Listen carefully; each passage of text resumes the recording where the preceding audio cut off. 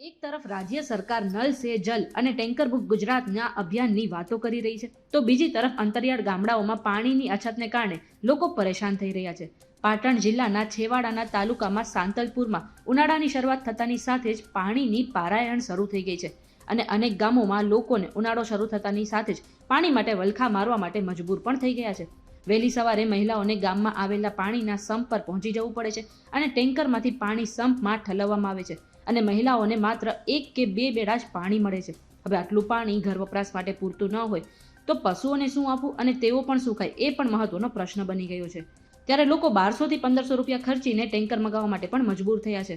મહત્વનું છે કે નર્મદા કેનાલ થકી પીવાનું પાણી આ ગ્રામ્ય વિસ્તારમાં પહોંચાડવામાં આવતું હતું, પરંતુ હાલ રિપેરિંગના કામકાજને માટે કેનાલમાં પાણી છોડવાનું બંધ કરી દેવાતા ગામ લોકો પાણી માટે વલખા મારી રહ્યા છે. ત્યારે પાણીની વ્યવસ્થા કરી આપવા ગામ લોકોએ સરકાર પાસે મદદ માંગી છે. ત્યારે આ બાબતે તમે તંત્ર અને સરકારને શું કહેવા માંગો છો? કમેન્ટ કરીને જરૂરથી જણાવી દેજો.